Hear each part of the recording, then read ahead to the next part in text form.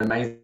It's like, even on the days where I'm like, oh, I really can't be bothered or whatnot, it's like, wait, this is my little money generator and it's mine. It's perfect. I can pick who not to work with, who to work with. And of course, we're not going to be completely unprofessional, just cancel every time we feel we need a day. Yeah. But man, it's so much better work. If I can just get through like 3 PTs in a day compared to an 8-hour day of work, and I'm getting paid probably more than what if I did 8 hours at a warehouse with a boss in my ear. No, yeah, Yeah. it's good. 100%. It's fun. And it teaches so many things along the way as well. Like it's not just, you can't afford to be brain dead during it. You know what I mean? Like you always, it's not even like switched on, but just make sure that you're in a good positive mood. You're going to make them feel good. But at the same Yeah, time, you're learning how to deal with being with a person. Your interpersonal skills get better. You get better at like yeah, expressing your voice and being serious in a manner, almost like public speaking. And all the little money things like managing your time. It's so perfect. It's like a little incubator, you know?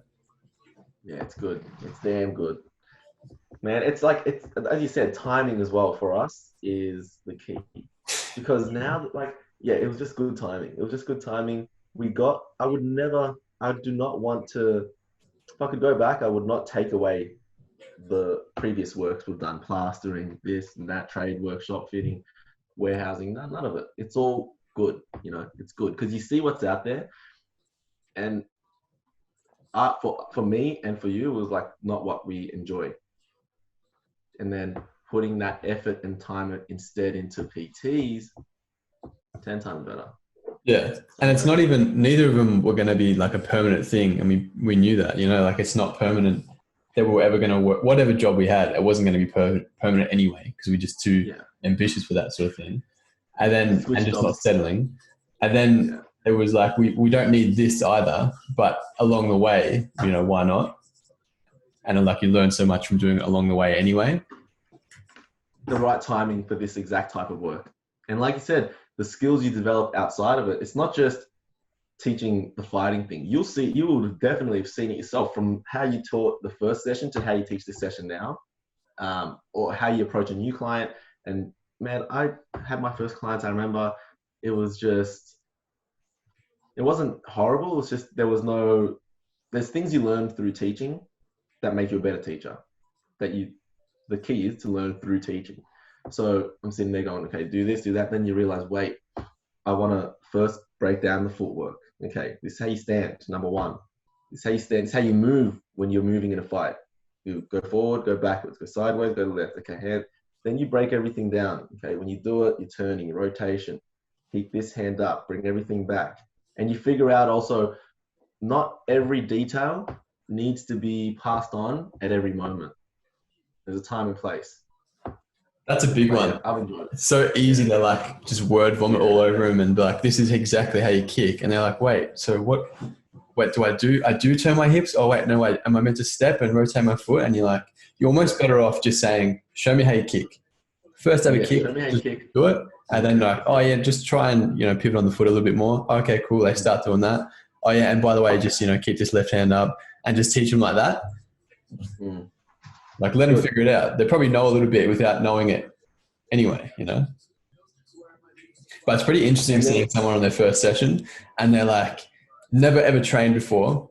Maybe you're not even sporty. And then out of nowhere, they just throw like a perfectly yeah, technique. You know, clean. how do you know that?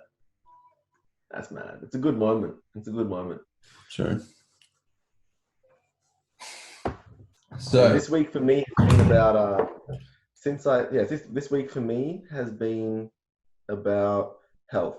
I'm trying to focus massively on health outside of training, like nutrition, all the little things. Some things I maintain, like tea and stuff, but other things I drop off. But this week was okay. Okay, like last isolation, I focused on putting in lots of time into my own personal training, like of myself, like whatever, meditation, handstand, hand balancing, this and that. And I did all that over that period of time. This time I'm like, okay, with the time frame we have in front of us, which is always a good excuse to set a little plan in place, I'm going to make the focus on health, really set all those health habits. one of the reasons was I got Bobby. Bobby bought a strap called a whoop strap. It's a heart rate monitor that you wear on your wrist or bicep, and it tracks things 24/7, heart rate variability, resting heart rate. I think also temperature. It doesn't exist to tell the time or anything else. It just is there for that.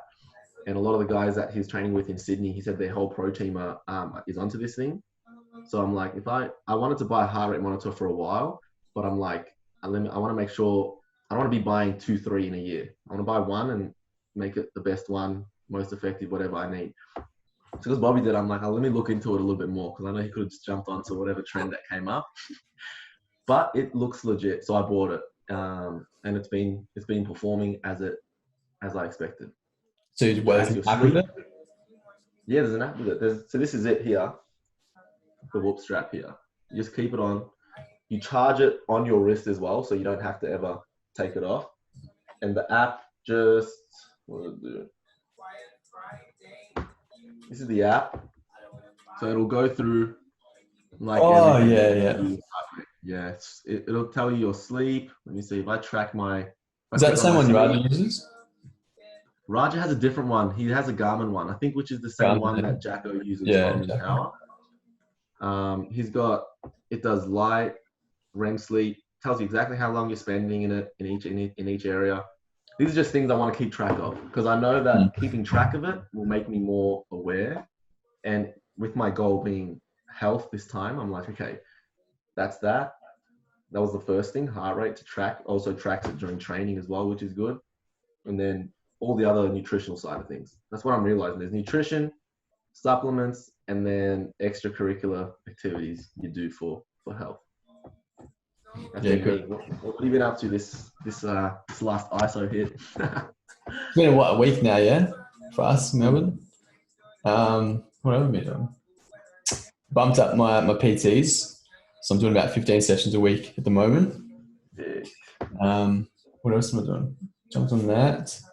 I've been real consistent, more so over this first 6 weeks. I'm still keeping my routine going, so I'm training every day, but I focus more now. I do 4 sessions a week yoga because I remember when I came back after that first little ISO, I felt way fitter than what I should have been for that. And I was stoked, like the fitness wasn't an issue coming back.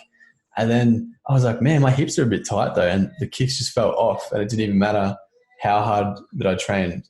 I'm still going to be tired because it's so much effort to throw these fucking fat legs around. And then I'm like, nah, this can't be right. And then I had my first roll throughout, like when we first opened. And I'm like, oh, dude, like it just, you know that crushing feeling the day after you had so many jits rounds? I felt like my back was curved in or something. And I'm like, oh, dude, this sucks. And then Troy made us do some yoga, do a good 40-minute sesh.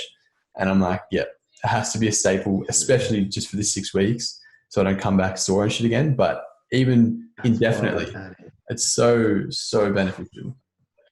Yeah, big time. Won't get injured as much. Oh. Yeah.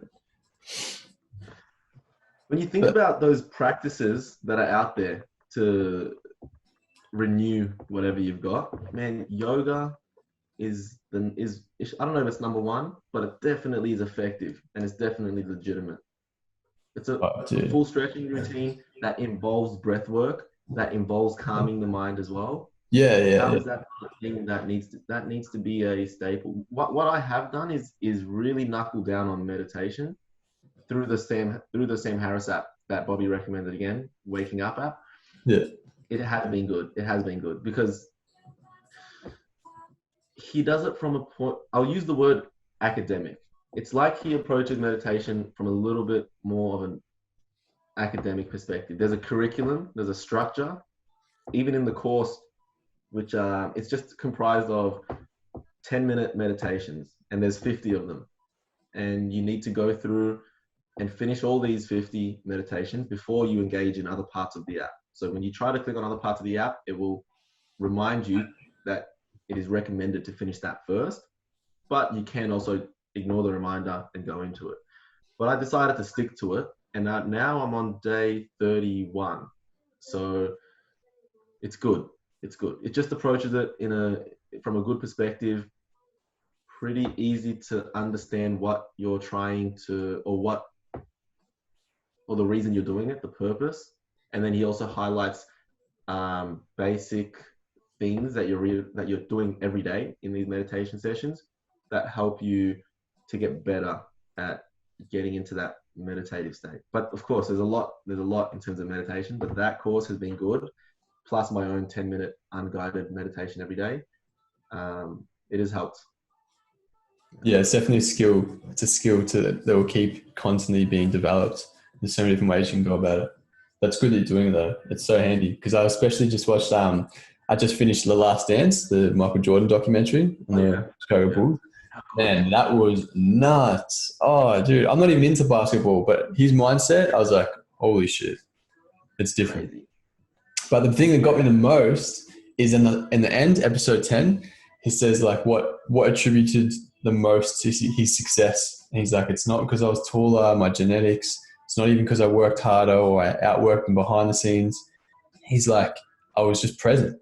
I was fully and always present in the moment. I would never got caught in my own head. I never thought about a shot that I hadn't took yet.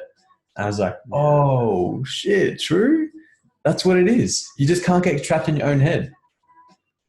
Yeah, I think it's easy to get trapped in your own head, but the top guys, I think they have such a passion for a certain thing that passion, like, this is what I'm seeing when I watched that documentary as well. And then of course I've been all about Kobe for a minute now. All those guys with that type of mindset I've been just into because it's so interesting. And I'm realizing, number one, it's the passion that makes them do these things, such as when he says be present or mindfulness. And it's not that they specifically found those things and learned, okay, I need to be present. No. The passion kind of forced it in that direction for them, or the obsession, or whatever it is that motivated them. And it's good. It just kind of makes everything fall in place. MJ is unique. That type of mindset is unique. It's no surprise he's considered top 2, top 3 of basketball greats. Everyone widely considered the GOAT. No surprise. When you have that much commitment, that much passion, how are you not going to go far in whatever you choose? That's crazy. Yeah, it's so infectious. It just like lights a whole new sort of fire. And it's internal, not external. So no one told me to do it. No one's paying me to do it. Like, it wouldn't even matter. Obviously he's balling, but that's not going to drive you. Like, everyone else is pretty much balling the NBA as well, you know? But to be uncommon amongst uncommon people, you know, to quote David Goggins, damn, that's a good example.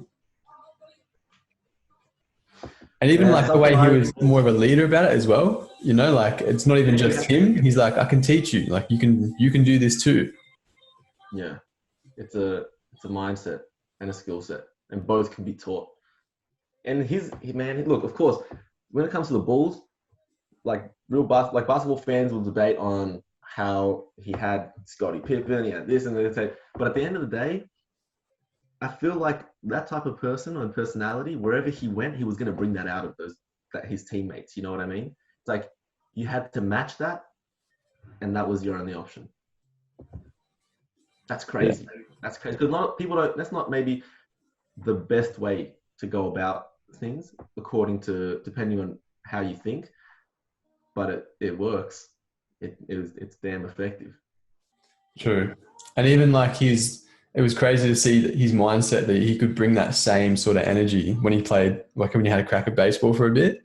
Yeah. He's relearning everything and he's still got that same fire, like almost playing MLB in his first year of ever playing. You know, it's like, fuck, dude, you're not that good at basketball, but he just used that same mindset, that same philosophy to apply to other things. And it makes you wonder, like, what else can you do, you know?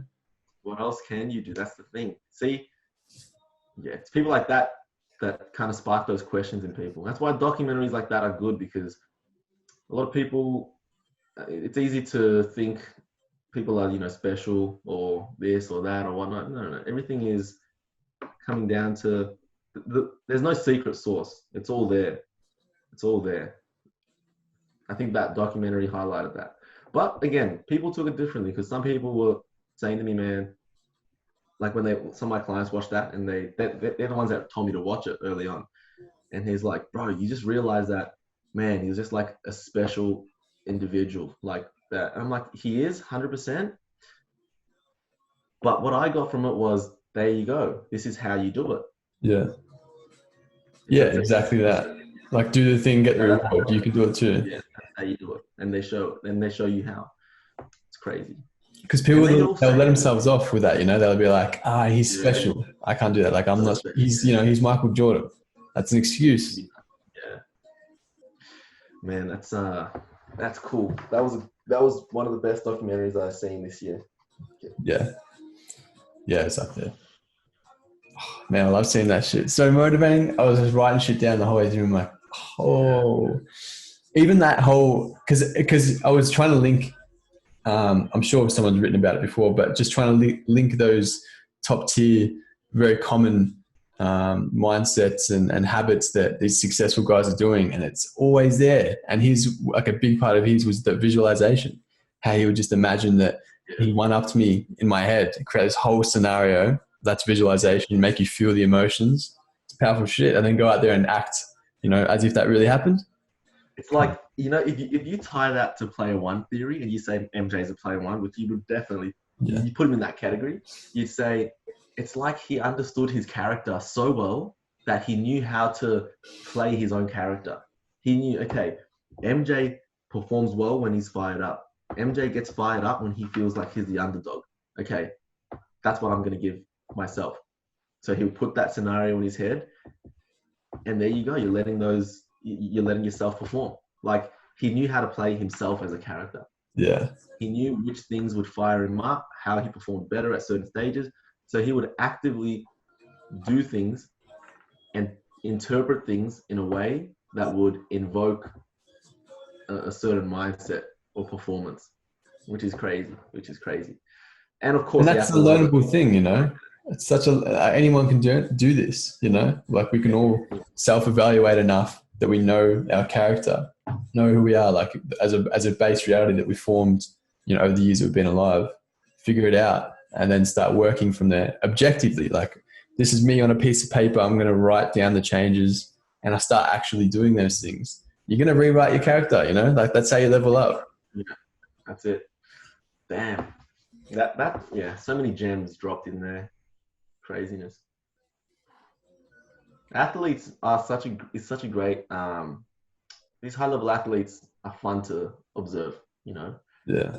It's so rewarding to watch and hear them, because it's like a little affirmation of the end process, because none of them got a shortcut into it. Like, oh, I just joined up at the right team and suddenly everyone had the best training for me and I was able to become really good. No, what I'm realizing, no one gets to the top without hard work. That's not even part of the conversation anymore when I talk about things with friends, because we just assume that's it. Like, that's the stock standard. That's the baseline. The baseline to get to anywhere of significance is significant effort, a lot of work, above normal, above average work.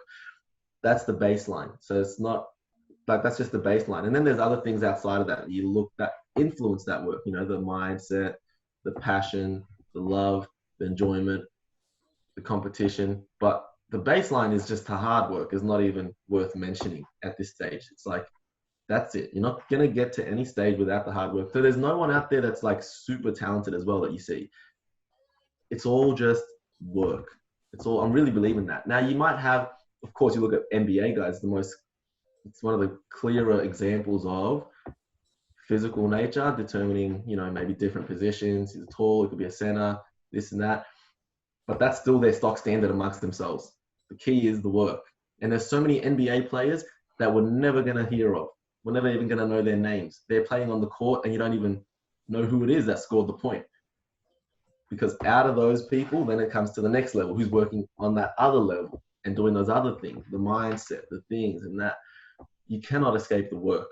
That's one thing I've realized training at many, many gyms, is the work is the key. No matter where, you have to be the hardest worker, not top 5 or top 2. It's like, doesn't matter about skill level or anything. Wherever you are training, you need to be the hardest worker. That's it. That should be attached to you and your name. Like people in the gym want to conversate about you outside of you being there. Like, yeah, no, you can't deny it. Like out of bullshit aside, maybe even if he's got knocked out 10 times in a row, he's still the hardest fucking worker. That's a stock standard. Yeah. Yeah, that's a good mindset to have. You And the need competition does play in because I'm seeing like being competitive. I'm like, why am I so competitive? I'm like, is it because I've got two brothers or whatever? Maybe it's a mix of things. But it seems that everyone at the top seems to share that competitiveness, or some would get there without it, maybe having something else in place. But the competitiveness is such a powerful way to activate work. You know what I mean? It's like when you're on the assault bike and there's someone next to you, and it's like, you know, the mindset of who's in the room. Okay, it's the competition between me, this person, and that person, because these are three people that are going to be trying to push and go to the end. And you know everyone else is going to maybe fall off, and that's it. And then you go. And then even absolutely, we had to do this silly thing where we're just, not silly, it was a thing we do at the end of strength conditioning. You hang off these bars to deload everything on your shoulders, and one last stretch everything out. Just hang 3 60-second hangs. And then one time we're doing it, and then someone's like, oh, let's see who can hold on the longest. And I remember that feeling in my head of disappointment, because I was like, I know what I'm about to do now. Yeah. Because it hurt holding on there for so long. And I'm like, but I knew as soon as that happened, I'm like, oh, like now I can't let go. I'm like, now I can't let go. You know what I mean? Yeah. That's it. It has to be that's it. I'm like, now I can't let go. Then I just got to hold on. And you get that little feeling of competition. Competitiveness is fun. 100%, especially when you're training for sport. I mean, sport's all about winning, you know what I mean? So these little competitions along the way, I mean, and if you want to, you know, go deeper, then it's like a competition of life, you know? And friendly though. I'm not trying to fuck you, like snatch you or whatever. Like it's good for us both. We both elevate like this, you know? But it's also good I think, to going back to the MJ thing, to understand yourself a little bit, because what you mentioned struck a chord. Of course, competition is good, but there are times where you should choose to not be super competitive and to maybe enjoy the moment, enjoy the work. Maybe there are times like that, but at those, you need to be able to identify that and choose it. But for me, I've got a weird thing where I always know when I'm going to do some competitive thing, could even be with myself. Like at my last PT, okay, I had my water bottle, and just before I'm leaving, I'm like, I'm just going to flip this bottle and I'm going to make it land, you know, a little bottle flip on top of the bin. And I throw it, and it lands, and then it falls off, and I start walking away, but then I'm like, oh no, because I'm like, now I'm going to be stuck here until I fucking get this bottle flip. And I'm just there, and there's people around, and I'm like, I knew, like, you always know the moment when. It's like fighting as well. Like, you go, oh no, now I know what's going to happen. It's like, I'm just stuck there. I'm not fighting. Yeah, like you can't control it. Yeah. But I'm just like flipping it. And then finally I got it after like a solid few minutes of being there. But it's worth it. And you're like, good, because I don't want that muscle to die. It's like, good, all right, now I can leave. Yeah. You know, that's crazy that you say that, because I've literally been doing that exact same mindset these last 2 weeks. Like, you know how like a kid, like, I bet I can jump over this thing, and then you do it and you're, oh, I missed it. Nah, I've got to do it now. Like I have to know that I can do it, or I can touch this, and you stand there, just jump after jump, full just trying to touch this thing. But it's so satisfying when you get it, because it's like, it just shows you the law of the world. If you repeatedly try and put that effort in, and you can get it, you can do it, you know, like you can touch that thing, trivial, but like you said, that's a muscle to keep doing. And I kept doing it because you, and because my friend Rourke back in school, he was the exact same. He was the exact same, where like he would try and throw something in the thing or hit the thing, and he'd be like, oh shit, I got to keep doing it until I get it. And he was just so laser beam focused on doing it, and he does it. And he got quicker and quicker at doing it every time, where I'd be stuck fucking trying to do it all the time, or embarrassed or whatever. But I always knew that about him. And then like now he's been in the AFL for like 4 years, you know, because he had that mentality shifts, you know, and it pays off. But the thing is, I feel like it's easy for it's easy for all those types of muscles to drop. That's why we got to constantly try and just sharpen them. And I don't know, look, I hope it doesn't sound like a thing where it's like, oh, you got to just constantly sharpen these things, but that's just how it is. That's just facts. You know, These things are there, and you gotta do it. You gotta sharpen it. It's not supposed to be. Imagine if it was like easy. Like it's not supposed to be really anyway. Yeah. Well, it's like yeah. 100%. It's like if you did 1,000 push-ups, you think you're gonna be jacked forever or something? You know, like that rents you every day. You know, that doesn't stop. That rents you every day. Man, there's so many things that, like, if you could have, this is a hard question. I know we'll both trip up on this, but if you could have just one, like, I don't know what it's called, like a quip, or you know how I said that, like the rent's due every day, like one of those motivating little quotes that you read every day on the way out, what would it be? If I could only have one. Just one, yeah. To just, like, what do you mean? Just one that I can say for the rest of my life? Not to say, but like that's the one thing that's going to motivate you forever. Okay. And it's you'll know everything when you read it.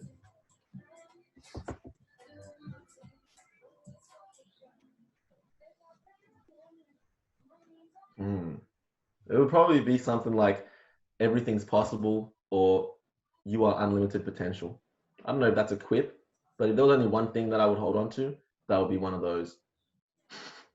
True. Probably the unlimited potential. You are unlimited potential. That's what I write down every day. I am unlimited potential, but that would be the one. Yeah, true. To become, I am to become. But I don't really think that's a quip. That's just more an affirmation to me, or a statement. Yeah, well, or an affirmation, whatever. Oh no, that's different. You know. No. Yeah. I like that one. Yeah. Yeah. I like the one. Where'd you get the word quip from? I don't know. I thought about. I'm pretty sure I think it is a word. I was thinking of queef, and I'm like, no, that's not right. You only have one queef for the rest of your life. No, I was thinking about I don't know who the quote is, maybe you do, but success is the sum of small steps repeated daily. That one, I think, I can't remember that's by maybe an author, or anything is possible to him who shall try. And I'm like, yeah, that's the one. That's the one. I got to pick one, that's it. Anything is possible to him who will try. Yeah. Good queef, that one. Good ancient Greek queef. I think it was a philosopher or something, like a Greek philosopher. It's always fucking Aristotle, or who's the other one that's been up around now? It's not Seneca. Yeah, Aristotle. Yeah. Socrates. Man, I think what is incredible to understand is, like, when you think about how long the world has been around for, and then how much we know of previous civilizations, but we don't spend time thinking about the previous civilizations and the fact that they even existed and that they don't exist now. How ridiculous is that? Does that ever does that ever make you think, like, how we could be one of those civilizations? You know, you think about the Greek, the Asians, and you go, they had a whole thing set out, and they had a system, you know, they had governance. Everything that we have today, you know, is kind of existed then, albeit the technology upgrades and but there was agriculture, there was architecture, there was social activities. They had the same. UFC was still there. They had gladiators. They had all these things were there, and then they're no longer there. And the fact that they had people, thinkers, educators at that time who came up with certain understandings of human nature and life, and just things that they would have learned through life that apply right now and will constantly apply forever. Wisdom is, when they say wisdom is eternal, that's kind of what I'm referring to. Yeah. I wonder how they got all the information across. If, like, imagine what percentage, the small percentage of information that we've gathered from then, because we would have only got it from a few books, you know, like there's not like there's internet or whatever. So whatever books are written is all we got from that. Imagine how much we missed because someone was too shy to write the book or something, you know?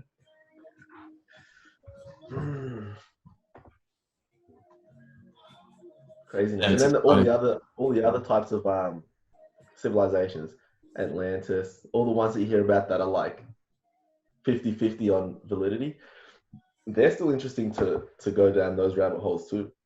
Yeah, yeah. Because who knows what, like, our evolution was back then. Maybe we were still, like, you know how they say we came from like atoms from the stardust, and then they fell into the ocean, and then little microbes, and we started as fish and whatever. If you look into that one, but I didn't know that the previous part. yeah, Neil deGrasse Tyson talks about it in his Planet documentary series. That's where he came. That's how evolution would have started. The theory goes, and then we've grown to fish, then little small mammals that come into the land. But it originally comes from stardust. That one, yeah. But like, what if halfway through there we were like mermaid people, and we actually did live in Atlantis? You know, because we're still half human, sort of. Damn. That was it. Time travel would be. How come in all these movies, time travel, they never go far back? They just go back like 30 years to get the lottery number. Oh, you got time go all travel, the way back. Oh, yeah. But imagine if you go all the way back and then you find some civilizations where they had time travel too, then they trap you there, then you're done. And it's like, dude, oh, that would suck. Imagine going so far back and there's fuck all going on and you're stuck there. Oh, I have to walk around shit. So far back, this civilization where people just like eat wheat and grass and just kick back, and you're just stuck there, and you're like, as if I came back here. No chance. That would suck. But where would you go if you could time travel and they said, okay, you got one return trip? Where are you going? Are you going to go short-term time travel to get that financial advantage, or are you going to go get that increase? Oh, wait, can I go forward or back? You can go forwards and back. Either one. So would I rather go forward or back? Oh. And it's a return trip. So wherever you go, you're guaranteed you can come back after however long you want to spend there. So you pick. Damn. I think if I was going, I think forward, I just want to, because like I sort of have a picture of what happened the last few thousand years. I can read about it, but you don't know what's going to happen in the future. Yeah. So I think I'd rather go like 10,000 years in the future.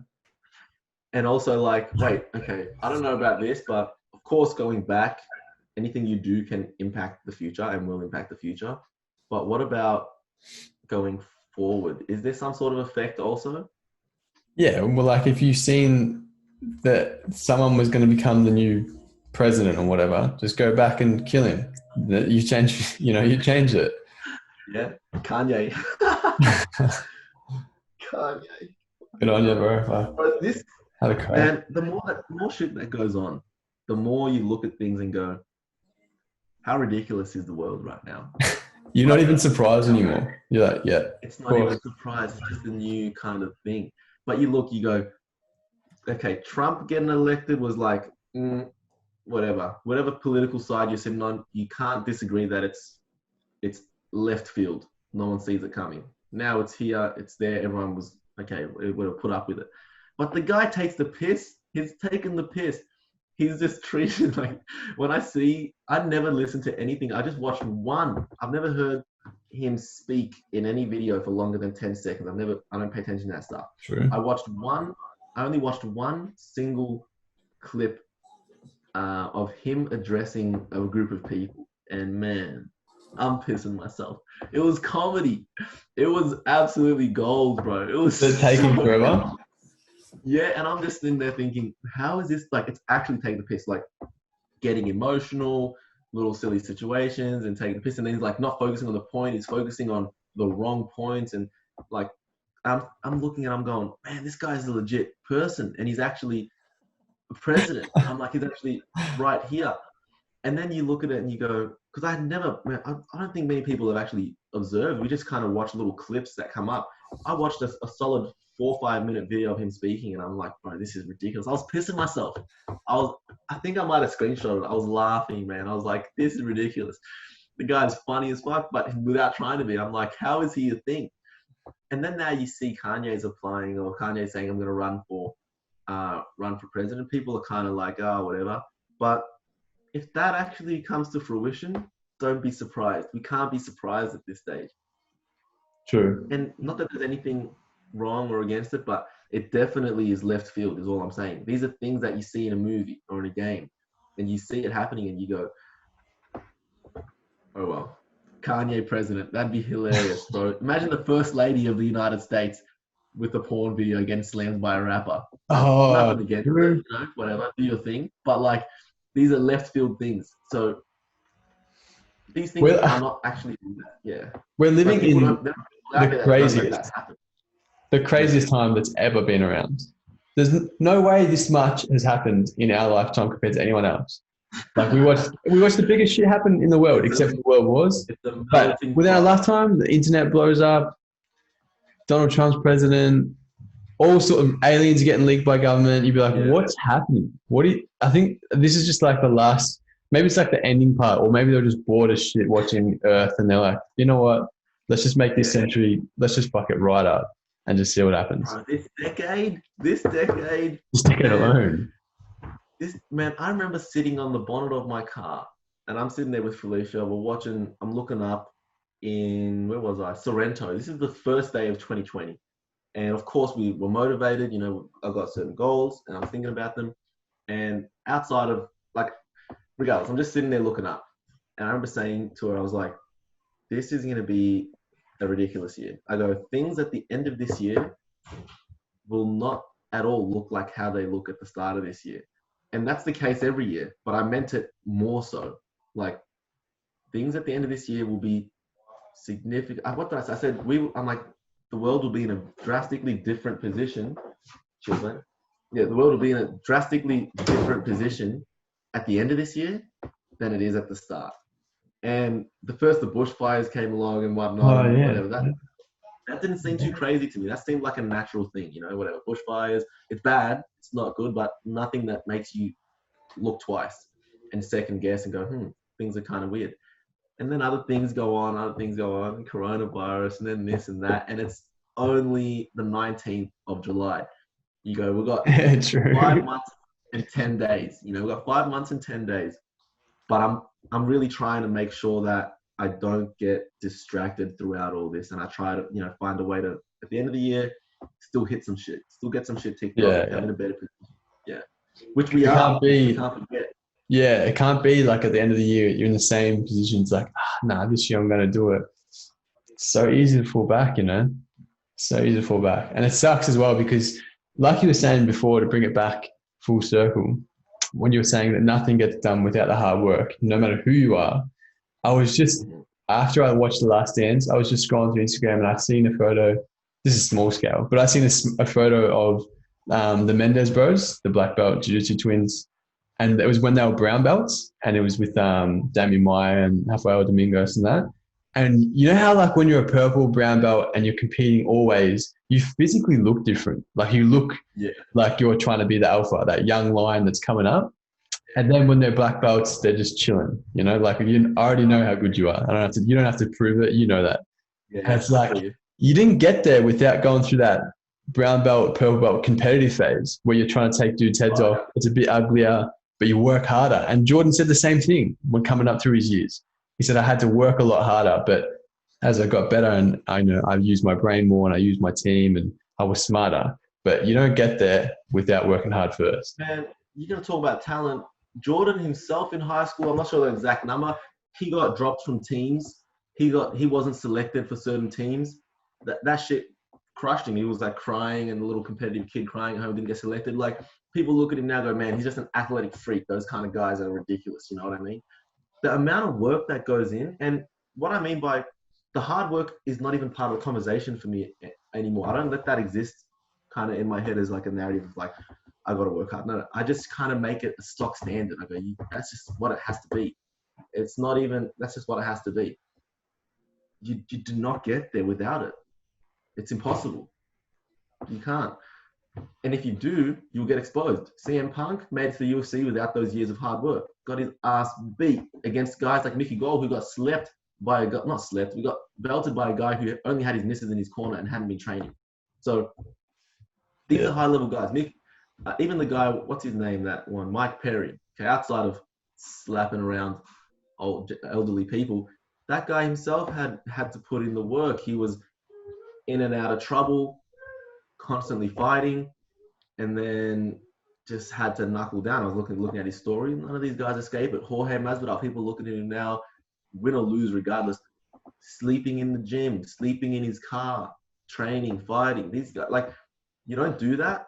Those things are called hard work. You don't do that and not really get somewhere in terms of continuing. I feel like everyone that does it and continues, they get their due due reward in the end. Yeah. Imagine if Jorge though last year decided, man, I've been fighting for a minute. I never got my title shot, but hey, I made it to the UFC. I made 50, 60K a fight. I'm okay financially. I'll just cruise now. Or he said, I could retire. Depends. Guess what? If he had looked a year into the future, man, I'm going to be on the cover of UFC 4, one of the biggest stars in the UFC, doing this and this. I feel like you just got to continue till you die. That's the mindset. You got to just continue till you die. And then if you die, it's done, it's over, you didn't get it, all good. But you don't stop until that kind of moment. Yeah, well, it just transitioned. The game Without changed. sounding Same as like Jordan, like it goes to business. Same metaphor, same mindset. Sorry, 100%. Yeah, it has to be like that. When you were saying as well, like that work hard, the hard work is just it's a byproduct. That's there always. It's so simple to like translate to something else, like online business. And it's so easy to make money overnight, this and that. A business is a business. You know what I mean? Like, yeah. it doesn't matter what it is. You still got to put in the work for it. Even just creative work alone. You know what I mean? Like you can copy to a certain extent. It'll get you so far. But when you start doing creative work, like even that, you know what I mean? It's there always in every form. The source, it's there. Man, there's so many examples of it. But another thing is, I guess when we talk like this or when you say things like this, people can maybe misconstrue it as like, oh, hard work is easy to do all the time. No, there's going to be times where you fall off and you don't work hard enough. But the key is that's the standard you set. So every time that happens, you know it. You go, no. Got to push, got to go. Now I'm facing a little bit of an injury and having that little time off makes me always, I don't like to tell myself I'm working super hard, but it's good to remind yourself. But it reminded me because having those days off, I'm like, man, all this time, I'm probably in a gym or I'm running out somewhere or somewhere else. And I'm also thinking to myself how my body outside of the injury feels just pent up. I'm just shadowboxing everywhere. And it's like all these things that you do, whether you fall off and you're not working hard at a certain point or you are working hard, you got to constantly remind yourself this is the standard. This is the standard. This is when you're working hard, good. You're like, fuck yeah, this is what I'm supposed to do. And when you're not, you go, you know it. Yeah, and talking about standards, it's not even like you set yourself to a high standard. Like that's the minimum standard that I'll allow for myself. Is this? This is the benchmark. I can push. I always surprise myself multiple times, but if I don't at least hit this, I didn't do it. I wasn't serious. But it's also, I was thinking about this. Me and Romy were talking about this last night, and I was like, I think we'll get into bed or whatever, have a shirt off. I'm not looking too bad these days. And she's like, oh yeah, you're looking all right. And I was like, yeah, you know what? But I think that if I'm being objectively serious about myself, I'm not even 40%. I don't think I'm 40% what I can be. Not just physically and like skill wise or smarts or whatever. That's a mindset thing. You know what I mean? Like there's just, there's way more to go. That's the reason. Look, that's the mindset thing. There are people that would look at you like and they'd be like, bro, man, if I just had the health and fitness habits that this guy had, like he's fit, he's training consistently weekly. Whereas, like you said, it's a different standard. You could easily be happy right now and be like, man, I train a few days a week. It's all G. I'm pretty healthy. I keep my cardio up when I can. But it's a different standard. It's a different standard. Just like how someone who does nothing will go to running 2-3 days a week and they'll feel, okay, I'm doing this. And they are because they've broken that next standard. But then you continually build and you build. That's what happens. And then the momentum builds. And then before you know it, with that mindset, you're always feeling like, man, I'm not actually. Then you look back and you go, fuck, okay, I've set plenty new standards and I'm doing good and it's good. And the last thing I'll say on the competition thing, the key is competition with yourself. That's where everyone wins in terms of the long run. Not wins in terms of they beat themselves, but that's where you get the most results. You can't count on having always people around to be competitive. And also it's not the best sometimes. It's more just like setting higher and like you said, setting higher and higher standards for yourself. That's it. Okay, cool. Yeah. 100%. You know what? So When true. I thought about that, you know how you're saying that, and it's like setting those standards for yourself.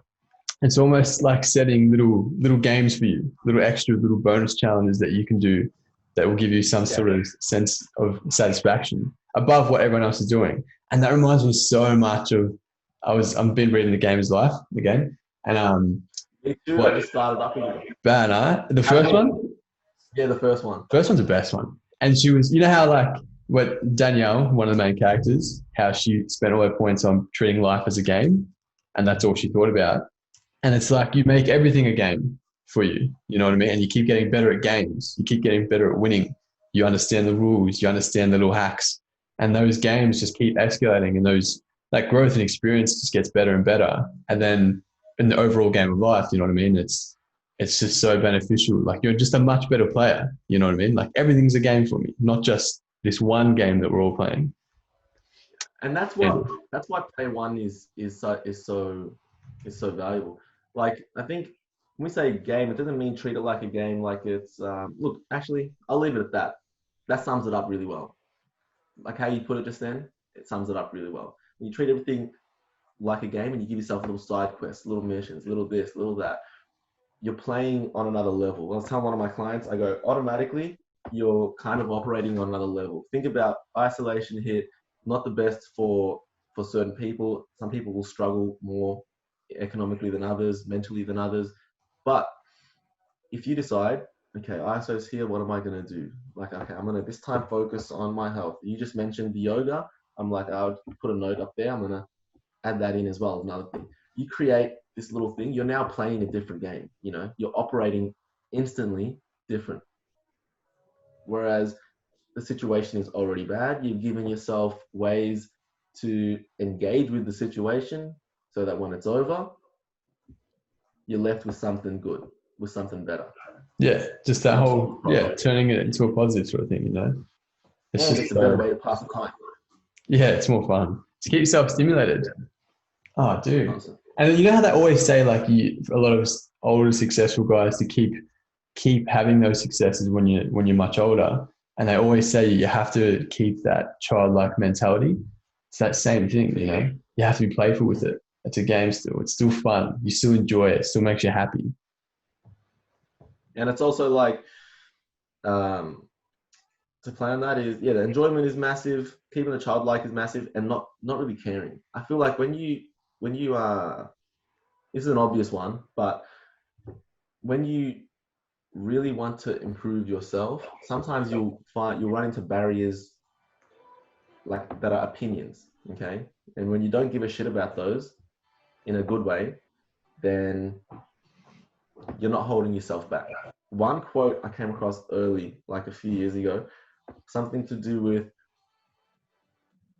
living according to opinion is like living under the bars that don't exist. You know what I mean? Living to other people's opinions and holding yourself back, you're putting yourself in a prison that doesn't exist. It's like, it's ridiculous. I think that's helped me to help you. It's not like we don't get embarrassed or don't, like, those things happen, you know, but you just kind of push it to the side when you realize, what do I give a shit about? It's like, wait, why am I not going to post this? If it's something I want to do and will make me happy and give me some benefit, I'm doing it, regardless of whatever. And you will always encounter people taking the piss or people being negative. Maybe the people taking the piss aren't doing it in a negative way. It's just banter. You know what I mean? But that can be an easy thing for people to get a bit affected and be like, oh, no, okay, maybe this isn't what I'm going to do from next time. No. You just got to do what you got to do. You got to do what you want to do. And if you ever do something, if you ever stop yourself from doing something, we've talked about this heaps, especially based on opinion, especially when that opinion it doesn't have any weight at all. Like, fucking hell, no, don't ever do that shit. Yeah, you're literally one shut up away from doing what you want to do. You just have to say shut up. That's it. And even when you speak about that, like this last week, I think I watched the Last Dance documentary series, and I watched the Kevin Hart podcast with Joe Rogan. I hadn't seen that yet, and he was really talking about, he's way more motivational than he is funny. I was like, what the fuck? But he was talking about, they both said it. Michael Jordan said it. Kevin Hart said it. They both said exactly that. He's like, well, I'm going to stop myself because someone said something. Like he was saying Kevin Hart was at this little, I don't know if it was a basketball game or something, or maybe football. And they're in the coaches, like what is it called? The coaches box? No, not the coaches. The fucking private rooms. They eat and have banquets or whatever. And he was saying how Jeff Bezos was in the room with a whole bunch of other officials. And he was like, oh man, I'm going to talk to Jeff Bezos. Like he's the richest man that's ever been around. So it's like, yeah, why not just say hello? And his mate's like, oh no, like it's a cool environment. Don't try and be too needy. And it's like, the fuck are you talking about? I'm going to not talk to him because you said that you were embarrassed. Like he's stupid. Like you don't have to. And you know what he said after that? That made so much sense. He goes, I'm not going to pretend that I know all the answers. He's like, yeah, I'm well off. I don't need anything from him. But do you know how the fuck? No, are you as rich as Jeff Bezos? No. So you don't know. You know what I mean? You don't know something. I'm not going to pretend like I know and be cool about it. I'm going to ask him, how the fuck did you do it? Posture and imposing. And yeah, exactly. Don't fake it. It's the biggest holdback. And look, it's happened. The reason I remember it was just when I was first starting to use Instagram, and I was posting something, and I remember thinking like, maybe I shouldn't post this because boys might take the piss. And that was like, this is me maybe 19, and that was like light bulb moment for all my posts ever since that day. Anytime that thought enters the head, like, oh, should I maybe not post this? I have to post it now. Unless it's going to offend like someone, even then, unless it's going to offend someone in like a crazy way or something, if I'm posting something, if I'm doing something, if I want to do anything, and I know I'm not hurting other people, and even more so if I know it's going to make me happy or it's going to bring me some progress, fuck, I'm going to do it.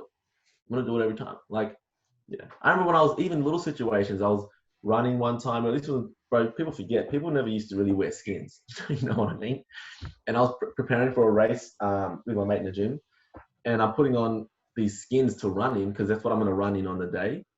And he's like, oh, don't wear those out, bro. There's no one else wearing those. Fuck, I don't give a fuck if no one else wearing those.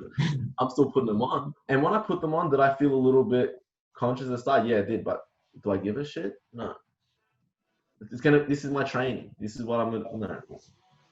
Yeah. That's sick. Yeah, 100%. I'm glad we went down that rabbit hole. Even though we go down that a bit, it's always worth touching on that. Like, yeah, it's just a good reminder for ourselves. We always know anyway. But it's so like easily stepped over that people forget that. Because you know what I mean? Because like I can physically see you do it or you don't do it. You know what I mean? Like if in a social situation someone says, don't wear them this shit, and you take them off, like it's so real because you just stepped over that. You're like, it's not a big deal. No, but it is, because you're going to keep doing that throughout your life. That becomes a theme that you're not going to understand later. That you do consistently will get easier and easier to do. And that's helped me, and that becomes a habit. And that's helped me to identify negative things. I go, hey, if you're doing something, whether negative or not, that if you're doing something consistently, just quickly look ahead and be like, is this something I want to do consistently a lot? And then make your choice. Yeah, that's a good way to think about it.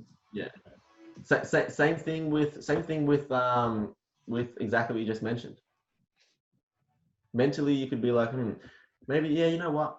Fuck it, I won't post it. It's going to be a bit embarrassing. But guess what? Next time it's going to be easier to not post it. Yeah. And then before you know it, you're never going to be posting shit that you really want to post for no reason at all other than opinion. Fucking hell. Dude, that's just like posting. And then you start saying like, I always say yes to helping people, and people start walking over you, like you don't mean nothing. You don't get to do your thing because you're so used to saying yes to someone else. You don't want to live a life like that. This is your life. It's so simple. And it's like, am I saying this and is someone getting it? Or are you thinking like, yeah, man, people do that, but do you do it? Like, ask yourself, is that happening with you, and act if that is. Big time. Damn, it's a hard one. You know how like someone said, I was reading today in someone's post about, I don't know what it was about actually, now I think about it, but it was just someone trolling on something.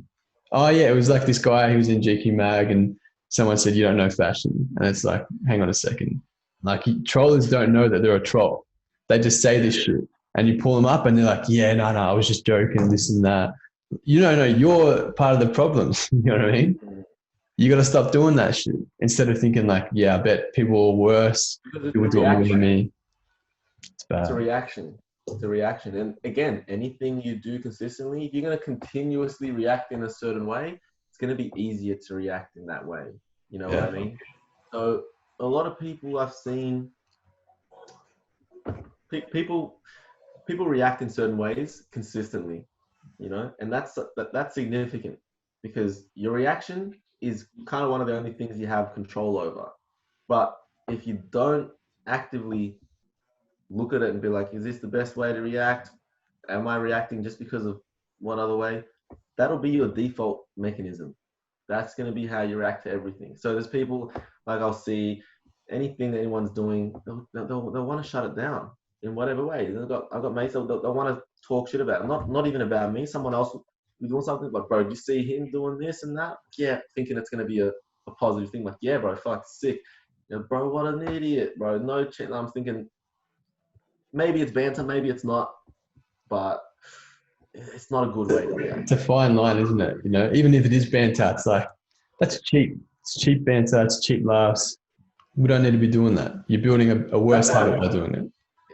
my mates, the people who I will actively want to spend time with in the gym, outside of the gym, my best mates like yourself, Liam, all these other guys,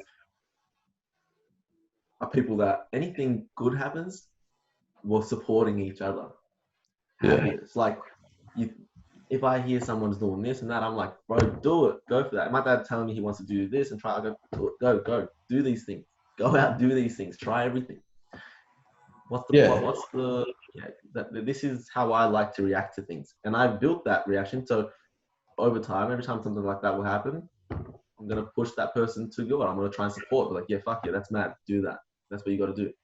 Um, these reactions. That's the key from there. Is monitor your reaction because sometimes it's hard to do that if it becomes default. Just monitor your reaction outside of these situations too. In all situations, we all have probably reactions that are not the best, but monitor them and then decide, okay, what's a better way to react? What's this? Yeah. yeah. That's a good point, and it brings up something I was just thinking about. Is that if you create those, if you curate and curate those reactions so that they're consistent, and if they're based off like a principle, it's going to yield you a certain very specific result every time. So you're going to have some sort of, really common theme Adds going up. on. Yeah, It so you should adds know up. what to expect after this. And it made me think about like what's, I think about two things. I think about the way to construct an apology so that each time I say it, I cover those, like the three-part Yeah. apology, sort of something like that. So every time I apologize, I make sure I did it properly and correctly, and I made it so it was fair on both sides. Or what's a certain level of respect that every single person I encounter deserves? Like I'm not going to treat you differently on based on anything, whether you think you're up or you're down. Everyone deserves a minimum level of respect. I say hello, I introduce myself, a very quick, friendly, and then if things turn sour after that, that's fine. You know what I mean? But you can't go back. If I start sour with you, it's much harder to get that basic level again. It's not going to be there. But you can always start And nice, and you make your decision after that. like one of them that I had to actively develop when I came across like accountability, it was taking ownership, all these things that are pretty basic, but these are things you've got to. That one for myself, and also I'm saying for a lot of other people, seems to be a hard one on depending on what the topic is in terms of taking ownership, accountability. Let's say, how do I say? Look, let's just leave it at that. Taking ownership and accountability, reactions that need to be learned for some people. Myself was definitely one of those people. In the way that anytime anything goes wrong, okay, or isn't correct, it's you need to acknowledge it as, and especially if it is from you, you need to acknowledge it from you. Which sounds easy and basic, but it's so easy to not acknowledge it. It's so easy to find a different reason for things going wrong. always. Yeah. Like, I remember, for example, like one situation, I had a fight in the Colby fight, I think in Sydney in Sydney. It was a little bit last minute and whatnot, and we needed to get paperwork done in bloods, and that was my responsibility. Like I was supposed to do that, and we didn't do it. Me and the other guys, like, we didn't do it till like the last minute. It's too late, and then people were like, "Man, why do you do it?" And I'm like, because I had built this reaction and still working on it. I'm like, "Hey, my bad. I should have done that. I should have got the bloods. I didn't get the bloods. What can I do to go get them now? Oh, we can't. Okay, I'm gonna call up a personal doctor that I know that's a family friend. I'm gonna see if they can do it last minute. Okay, cool. And then you work things out. But imagine if you're like, hey, you only told me I needed to get bloods done like 4 days ago, and I had no time to get bloods done. You know what I mean? It's like, who gives a shit? You know, it's your job. It's your blood, and you need to get the blood test done. And if someone gave you 4 days, it shows you the mindset. Some people might look at that. For me, I was like, damn, this thing gave me 4 days and I didn't get it done. But then other people might be like, you only gave me 4 days. Like I've got work, I've got shit to do. No, not how it works, bro. Yeah. That's a big that's what I one. mean by that. It adds up, because when you do that, you're not ever fixing your own problem. Now I'm getting bloods done like on a regular time scale because I fixed the problem. I figured it out. Okay, regardless if I got the fights done or not, because I get my bloods done every 4 months, I'm always good to go. Whenever. Okay, I'll fix that. If I was like, man, you only gave me 4 days, like that's no time to get bloods done, blah blah blah. It might happen again next time. I'm not going to develop that new little thing that's now fixed my problem. I'm just going to sit there. Oh, fuck, I didn't get my blood done again. You need to, because that's the only way to fix it. Yeah, be accountable for everything in both senses. And you can't give yourself an excuse, because then it's like, it's raining. I can't do that. Oh, this happened. I can't do it. It's Corona. I can't, like it's an excuse. Exactly. I'm taking it easy now. It adds up. And it brings back to that, that post we put up? How it's like, if you ain't where you want to be, why are you chilling? Oh, man, that's exactly it. Yeah. Oh. Facts, man. Big facts. But how you said it just then really made it click for me, because it's like, that can maybe, like, people will feel that, okay, that's how it adds up later on. Then now isolation's here, Corona's here, and you got two camps of people. Fuck, it's so shit. It's shit house, which it is. All right, shit's changed. Or it's like, all right, Corona's here. If you've built that reaction of situations happening and we're going to now take advantage, we're going to solve the problem, whatever. From me being in Thailand, all those little situations, like that's just a built-in reaction now. It's like, all right, shit situation, what are we doing? And I saw people at my gym doing the same thing, which was so good. Like I'm talking coaches, people that run the gym. As soon as the shit came on, I was keen to see how people react. And it was like fucking spot on. Everyone was just like, man, all right, this is the situation. This is what we're going to do. Online program, online class. And then they just start teeing up. That's what you want to see. And it's a mindset thing. But again, it's something you need to be conscious of, your reaction. That's probably a gem that we can pick from today. You got to be conscious of how you react to things, because however you react to things consistently, it's going to become easier to react in the same way every single time. So you need to actively monitor it and be like, if there's a better way to react, let me learn it. Because the next thing that comes, guess what? All I've got against that thing is my default reaction. If my default reaction is in a good way, the next problem, the next wave, I'm sorting that shit out. Yeah. And when it sparks up first, like it's if I've developed that skill of reacting positively and I'm always adapting to a negative situation in a very positive manner. Let's say if it's like a little gold rush, you only got whoever's in there quickest. So whoever was building that skill ages ago, Corona hits, boom, 6 weeks, I'm taking off already. I've already got this skill behind me.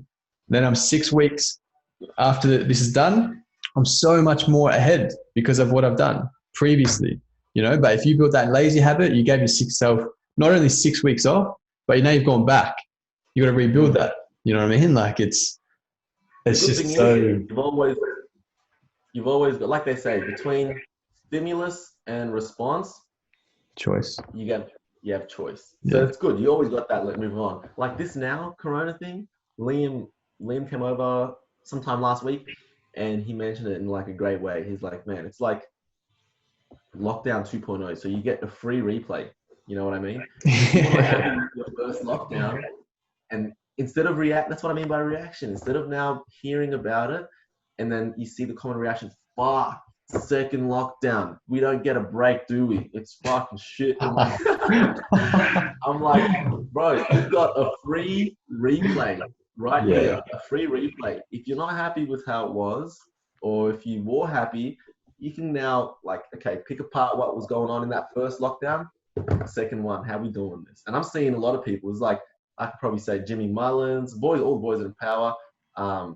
You're seeing people like take advantage of it, because I know there will be some people whose default reaction to hearing this, again, reactions, will be like, bro, but it's so shit. You know, people have lost jobs. Do you know how hard you guys wouldn't know, like the worst situation part? That's like, man, everyone's in a bad situation. Yes, there are some that are worse, but that's your reaction. That's what I mean. That's your reaction to hearing this. You got to change that reaction to being, maybe every time I hear something good, I'm going to stop, take a breath, and listen to it again with a different mindset.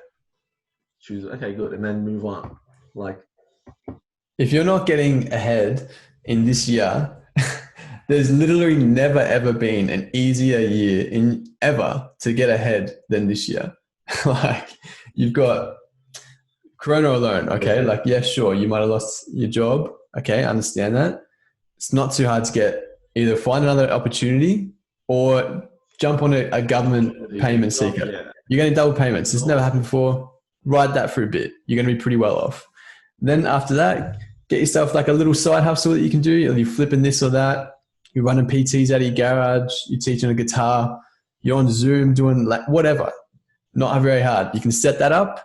And before you know it, you were complaining, you know, you're too busy with work. You got all this free time. Your money is getting looked after. You're going to be okay. You've got so much free time to learn a new skill. And it's like, you've been given two chances now. You probably, in the first one, like you said, you might not have taken advantage. You heard everyone else, oh, I got so much done over ISO, so fit, got my own home gym. You're like, oh, damn, I wish I did. Okay, you got another chance. Do it. Now you can do it again. You know? And it's like, but it comes around again, and then there's a reaction here. There's a choice, yeah, but exactly. It's become a default reaction to like, fuck. And it's easy, I'm seeing, to, when you don't know how to react, it's easy to just react how you see the majority reacting. But why do that? The majority is not really the fucking place to go. It's like, yeah, man, yeah, look, like, choice. You got choice. You got choice. That's all. You got to choose, and you got to monitor. You got to monitor your reactions. And it's probably best off, you know, if people come across this on their own, hearing this objectively, maybe it could work better than telling someone to choose the right way to think. Because then again, you might react in their default mechanism in that point, which is to become defensive, and then do the wrong, and then say this and say, no, things are actually really bad, bro. You wouldn't understand. Some people can't get job keepers. I'm like, bro, your reaction is wrong. yeah. You're always there's endless excuses. It can keep going. But that what you're saying, the choice of how you react, that, and what we were talking about earlier, I don't know if it made the recording on this podcast. We were talking about the Last Dance documentary series with Michael Jordan, and he was saying that his defining factor wasn't his genetics, wasn't his family, it wasn't because he worked really hard or he was really good. It was just that he was always present, and he wasn't trapped in his own head. He didn't think about the shot that he didn't take. And that alone just makes me think, like, once you start reacting in a negative way to something and you start making up excuses, whether they're real or not, you're creating an alternate reality. You know, you're stuck in your head. You're no longer in the present of what's objectively happening. You're creating scenarios in your head. It's getting worse. You're getting anxiety about it. And now you're projecting all sorts. But if you just live in the present of it and just say, this is objectively what's happening right now. I'm staying home for 6 weeks. I don't have corona. Yeah. Cool. I got so much free time. That's it. That's literally all that's happening. And that can also be, and a big people, maybe if they have problems, that's fine too. That's part of the objective assessment. Okay, I'm stuck at home. The problem is I've also maybe lost hours at work. I've put them all out there and then go from there. But if you go, the reason why is because, a good reason why is because you operate much better from a positive mindset. Without, the word positive carries so much bullshit. People get turned away from it, but you operate much better in a positive mindset than you do in a negative one. So if you think about two scenarios, let me say what could be potentially worst case. Let's say for some reason or other, you can't access JobKeeper or JobSeeker. Let's say you're international, they're not giving it to you or whatever, and your country back home is also not giving it to you. On top of that, you lost work and you also fucked up your leg. All right. So now just to throw that in there, you're not having a good go. If you're having a shit mindset about it, which it can be easy to do, that can be a default mechanism, and be like, man, everything's so shit. I'm stuck here. Corona's here. Can't work. Leg hurts too. Got this and that. I don't get it. It's like, okay. Now look at part two. Same situation, but positive mindset. Okay, fuck. My leg's shit. I can't do it. Everything hurts. I've got no money. Okay. What can I do? Let me contact some people. Okay, what kind of work am I liable for? Okay, why isn't my government back home going to help me? What can I do to help? And then you can start trying to identify ways to move on.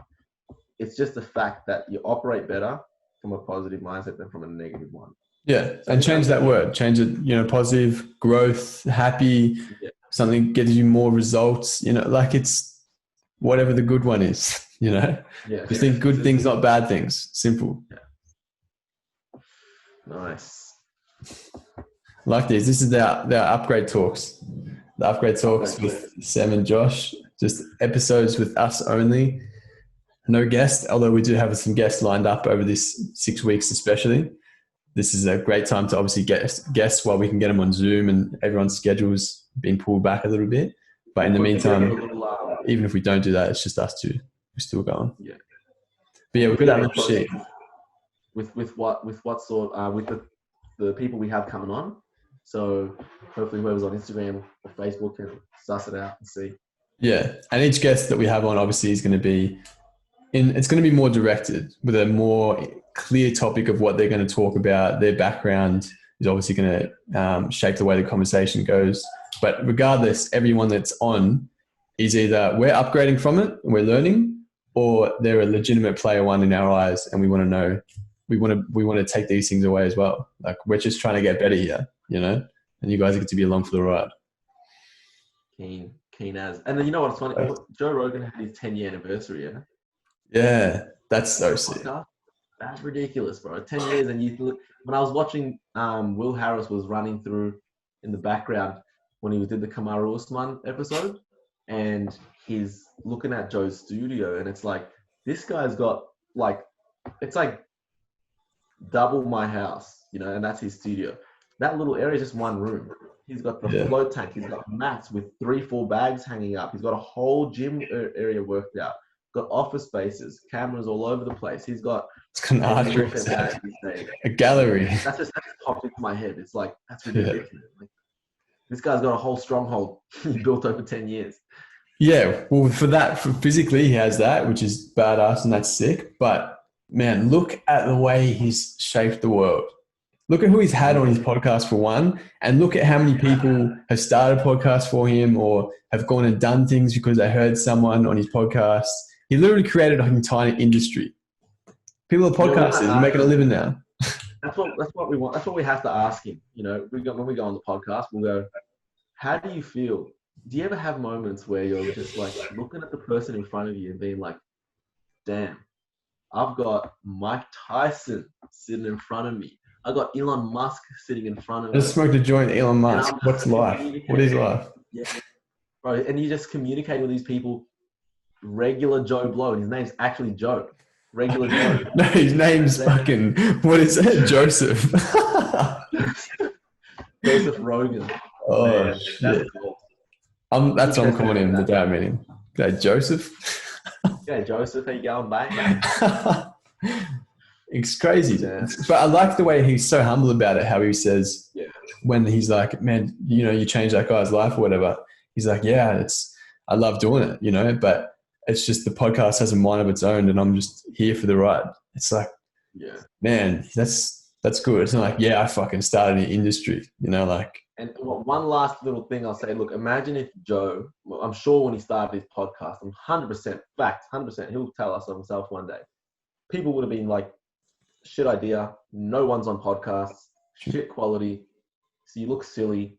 You're just giving yourself a bad image. You and your mates getting high and jumping on podcasts and talking shit, blah, blah, blah. Guess what? That lack of care of opinion, you cannot ever let that shit hold you back from doing shit that you enjoy. And he's like, why did I do this podcast?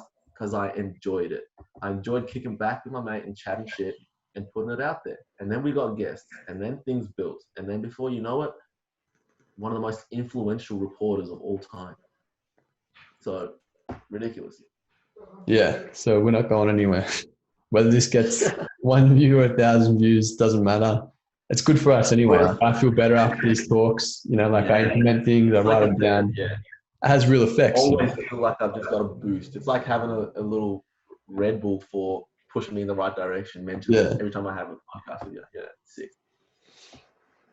All right, done. We'll wrap it up there. We're gonna get our guest coming on next week. We'll probably film it throughout this week, and it'll be released hopefully next Sunday. But yeah, keen for some more growth over this isolation 2.0. And as always, thanks for listening. Adios. Do it. Adios.